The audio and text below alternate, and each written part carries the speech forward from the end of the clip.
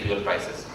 It's going to lead to a saving actually for fiscal, and is also going to have some bit of a positive impact on import, which coming largely from the China and other countries, which will make the project cheaper from the Indian company's point of view.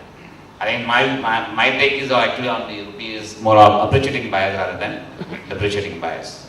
हाला साहब एक प्रश्न आपसे, दिरहम और dollar का rate पिछले 50 साल से 3.764, तो क्या कारण है कि रुपए का रेट पर इतना नीचे ऊपर हुआ? यानी दुबई जो अपना होता कुछ भी प्रोडक्ट नहीं सिवाय मतलब हमारे जो बाहर के लोग जाकर व्यापार कर रहे उसी और उनका रेट बिल्कुल फिक्स है। 40 से उनकी संधि खत्म हो गई, उसके बावजूद भी वही रेट चल रहा है। तो हमारा रुपया जो कि हमारे यहाँ इतनी मैन पावर है, इतनी रिसोर्सेज है, इतनी और सब कुछ है, इसके बावजूद भी हमारा रुपया क्यों कम हो? And that's a good question. Dirham is pegged actually. I think most of the countries are pegged. China is a pegged currency. Dirham is pegged currency. India is open economy. Though we are not had capital account convertibility, we can't go and buy dollar in the any shops today. But you can buy officially you can buy. Whereas in global economies there is a open, we can buy, capital account convertibility is high, but it's all pegged economy. Irrespective wherever they go in the world, they keep the rupee dollar, the dirham price at certain level against the dollar. Like China, interest rate is fixed. In China, one of the reasons why the real estate prices are high, because wherever you go and deposit money in the bank, they'll give you a fixed rate of 4%. So the moment you fix it, then people start going and looking for other asset classes. So that's what has happened in the case of dirham. And India is completely an open economy. That's the beauty of our economy. Today's rupees dollar is at 56. Tomorrow it will become 40 also. It was actually it was somewhere around 40, 42. It went all the way up to 58. So that's mainly because of this. And second is, Dubai is actually the receiver of a huge amount of dollar flows, because we all go and spend money in Dubai, not in India. So which essentially means that from his point of view, the more dollar is coming in. So that means for an economic point of view, always a surplus economy. Whereas in India is always a deficit economy. We need more and more dollar to have to buy petrol, which also leads to a shortage. Whereas in the case of Dubai, that doesn't exist, especially in the Middle East. The whole of Middle East, the currency is more stable, mainly because of the economies of nature where they receive dollar all the time, whereas India spends more dollar. That's also another reason. बात समझ में नहीं आई sir. आप ये बताइए, आपने कहा कि हमारी इकोनॉमी मतलब ब्यूटी है हमारी इकोनॉमी की, लेकिन वो ब्यूटी किस काम की जो हमारे देश का जीवन बर्बाद कर रहा है? वहाँ पर उनका दिनार इतना मजबूत है कि उसको आज तक कोई हिला नहीं पाया। डॉलर हो या संसार की कोई करेंसी दिनार के वैल्यू को कम नहीं कर पाया। और हम कहते हैं हमारी इकोनॉमी ओपन है, कितनी ब्यूटीफुल है, क्या करेंगे इस ब्यूटीफुल का? क्या हमारा सारा जीवन ही बर्बाद हो जाए?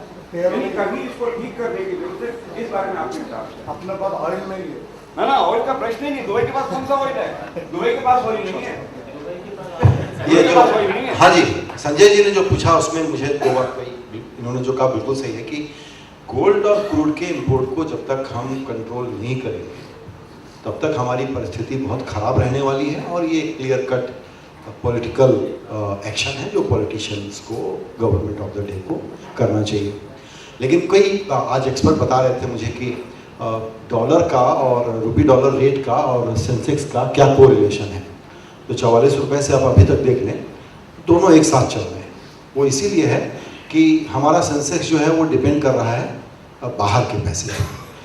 तो ये क्रूड और ऑयल सब्सिडी और गोल्ड इंपोर्ट ये सब एड्रेस होते रहेंगे।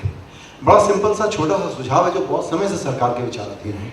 वो सुझाव ये है भाई कि 10 बिलियन डॉलर का एक सॉवरेन फंड बना दीजिए आप स्टॉक मार्केट के लिए। इतना इंश्योर करिए कि सरकार उसको ऑपरेट न करे। एक तरीका निकाल लीजिए। और ये जो रुपी डॉलर का रेट आपके सेंसेक्स को जो कष्ट देता है उसको दूर करने का सबसे अच्छा उपाय है, आजमाया हुआ उपाय है, कोई इसमें रॉकेट साइंस नहीं है। तो ये मुझे लगता है संजय जी जरूरी होगा। Why you all are blaming gold only? Because it is failure of the government. Don't blame the gold always. Because 31% it has come. I am a gold merchant, diamond merchant. I know all the data. So again and again government is blaming gold import. आपने 4% लगा दिया tax. गरीब आदमी के लिए gold महंगा कर दिया, शादी के लिए गोल्ड ले नहीं सकता 32,000 35,000 के भाव में। अननेसेसरी आप ब्लेम कर रहे हो पब्लिक को। पब्लिक को कुछ भी भाव हो जाए गोल्ड लेगी, they all will buy.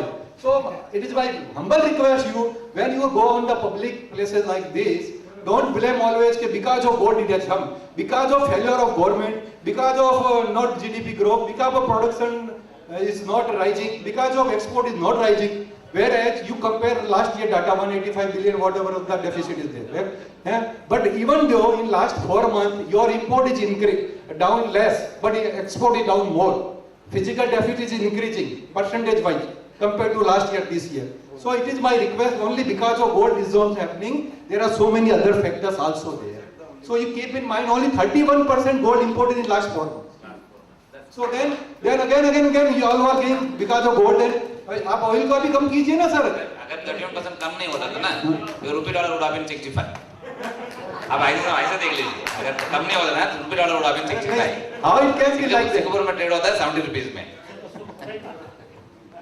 Sanjay ji, Balaji, land. I want to listen about land, investment in land.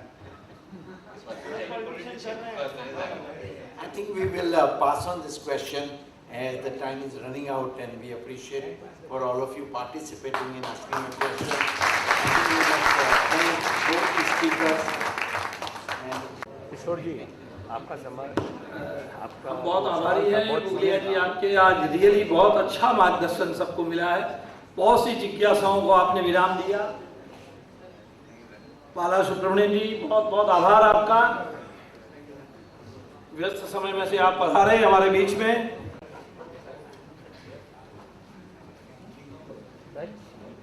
बंधुओं, अब मेरा निवेदन है थोड़ा सा मूड को चेंज करना पड़ेगा। रियली अपन ने इकोनॉमी से संबंधित रियली स्टार को सुना जो जानकार है, और कुछ कार्य और करने के लिए भी आप लोगों को आज आमंत्रित किया गया है, तो वो तो अपनी जिज्ञासा लगभग पूरी हुई। जितने प्रश्न थे मेरे ख्याल से बहुत अच्छा बोले हैं दोनों बंधु, लेकिन थोड़ा सा मूड को चेंज करें। मैं उस मूड को चेंज करने के लिए 4 पंक्तियां आपके समक्ष रख देता हूं और उसके बाद अपन आगे बढ़ेंगे उस लाइन में। बंधुओं, हम सबको मिलकर एक दिनकर नया उगाना है, जीतों के इस प्रभावशाली ध्वज को गगन की ऊंचाइयों तक फहराना है। हम सबको मिलकर एक दिनकर नया उगाना है, जीतों के इस प्रभावशाली ध्वज को गगन की ऊंचाइयों तक फहराना है। तो मित्रों, निश्चित है दिग दिगंत की फिजाएं एक नई क्रांति के नगमे गाएगी।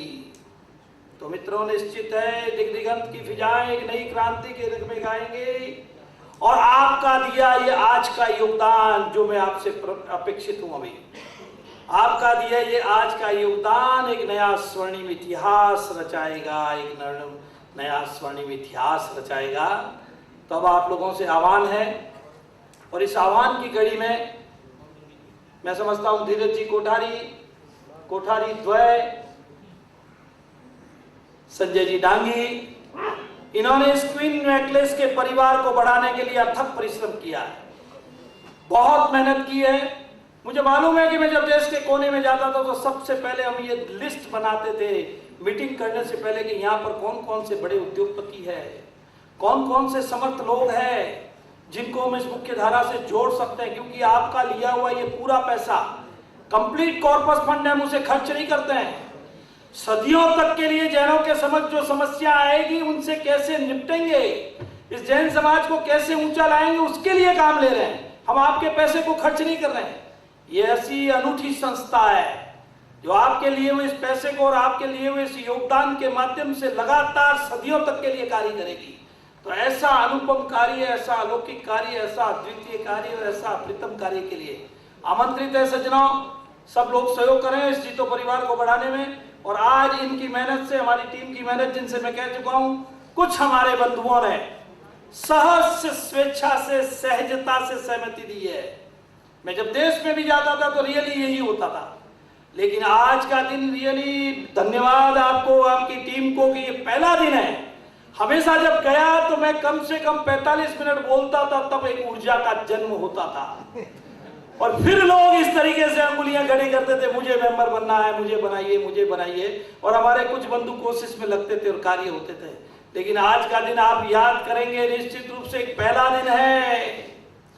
जब माइक पे आने से पहले एक बहुत बड़ी लिस्ट मिल गई कि ये इतने बंधु इस जीतो परिवार से जुड़ना चाहते हैं और क्यून नेकलेस को एक नया आकार देना चाहते हैं, एक नया स्वरूप देना चाहते हैं। जोरदार तालियों से गड़गड़ाहट करें एक बार, इस टीम को बधाई दें, इस टीम का अनुमोदना करें। और बंधुओं, जैनों में एक तीन बात है, जैनों में जो सबसे पहले कार्य करता है उसकी भी हम जबरदस्त सराहना करते हैं, जो कार्य करता है उसकी भी हम जबरदस्त सराहना करते हैं।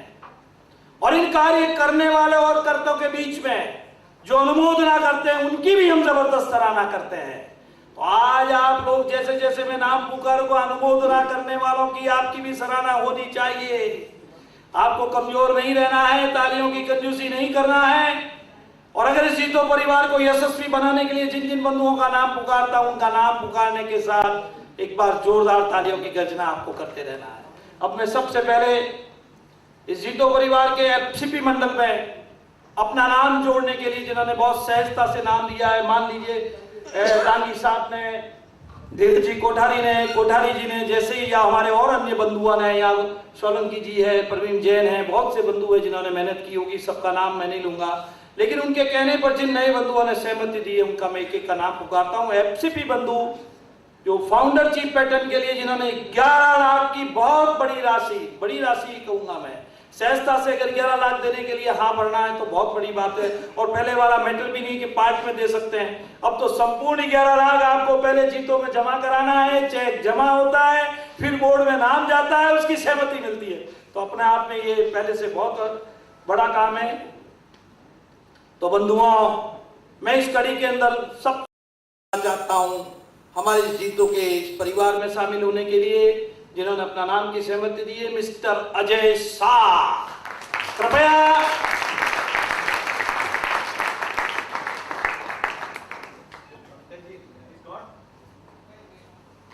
चलिए। लेकिन उनकी सहमति हमें मिल गई है।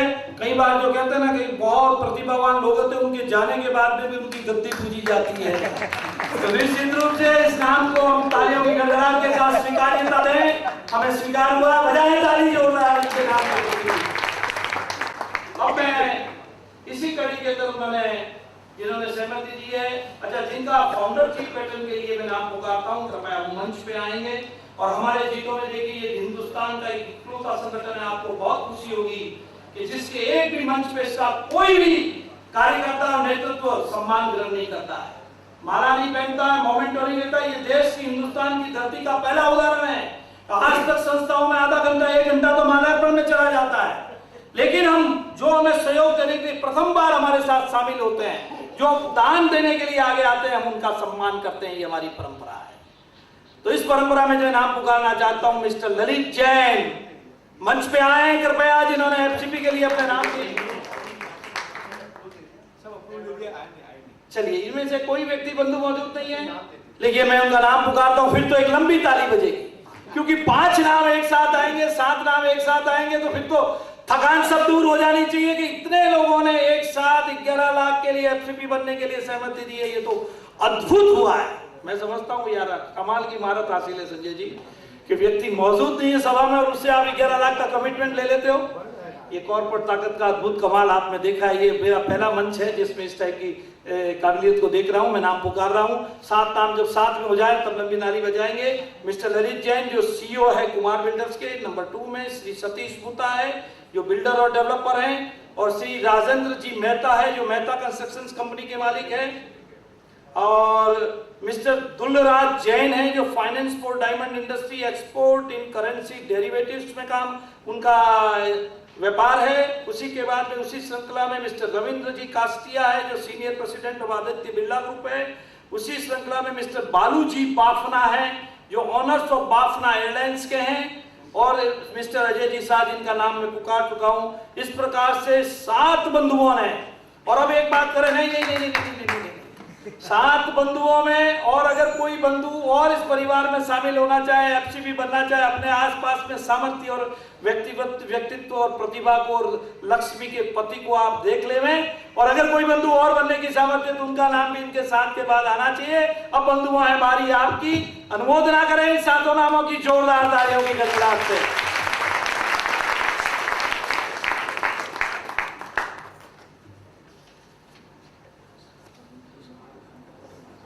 अब मैं एक लंबी श्रृंखला अपनी अपनी आर्थिक सामर्थ्य के अनुसार लोक बंधु सहयोग देते हैं। पैटर्न की भी जिन्होंने 1 लाख रुपए की राशि से पैटर्न बनने में सहमति दी है, मैं उनके नाम थोड़ी सी शीघ्रता से पुकारूंगा।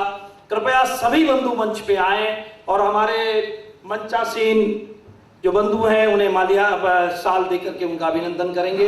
सभी बंधु एक साथ आए और एक साथ जब आ जाएं तो फिर एक बार और जोरदार तालियों की गर्जना होगी।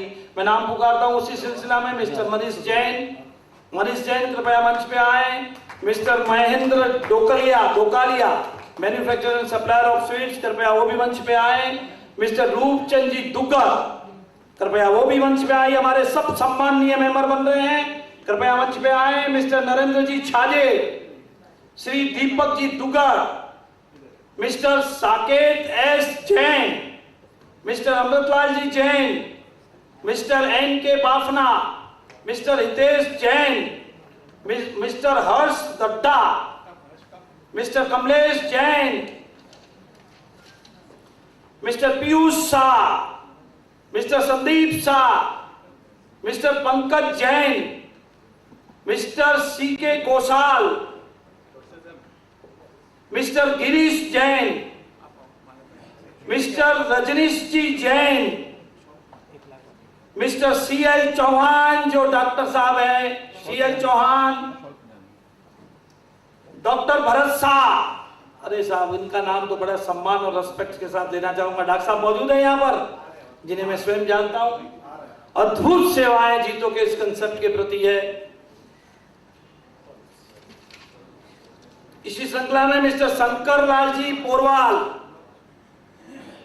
Mister Shantilal ji Bokadia, mister Abhishek ji Bokadia and mister Rajesh ji जो हमारे एफसीपी हैं, नेमीचंद जी साहब बोकाड़िया, और योगदान उनके सुपुत्र है मिस्टर राजेश जी बोकाड़िया, एवं सामाजिक क्षेत्र का एक और कीर्तिमान नाम, मेवाड़ के बहुत उदयमान नक्षत्र है, मिस्टर मीठालाल जी सिंघवी। मीठालाल जी सिंघवी आए हैं, वहां से हाथ खड़ा करने से नहीं चलेगा, हम देखना चाहते हैं, सबके साथ आ जाइए आप भी। ठीक इसी प्रकार से सामाजिक क्षेत्र के देश की जैनों की सबसे बड़ी संस्था का एक बड़ा धूमकेतु जिसने सफल कार्यकाल किया है, पूरे देश के 400 चैप्टर में एक जबरदस्त ज्योति जगाई है, और हमारा जीतों का एक जाबाज नाम धीरज जी कोठारी के सुपुत्र श्री अभिषेक भी, उन्होंने भी सहमति दी है। अभिषेक भी आए यहाँ पर, धीरज जी के सुपुत्र। बंधुओं, बारी है आपकी। मैंने कहा है कि जैनों में 3 कार्य करने वालों का निश्चित रूप से सराहना की जाती है, तो अब आपकी अनुमोदना की बारी है। इन बंधुओं का जोरदार आप तालियों से स्वागत करें। देखिए, कुछ बंधु कंजूस हैं, मेरे सामने देख रहे, कंजूसी नहीं कर रहे, ताली की गड़गड़ाहट को लंबी ताली दें।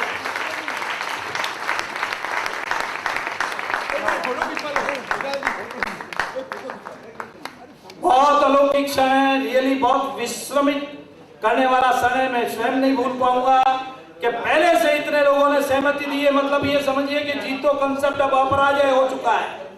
अब इन्हें आने में, इस मंच पे आने में किसी को दिक्कत नहीं है, संगठन में आने में किसी को दिक्कत नहीं है कि बिना भाषण बोले, बिना जोश आए, बिना गर्मी आए, अगर इतने बंधु सहमति देते हैं।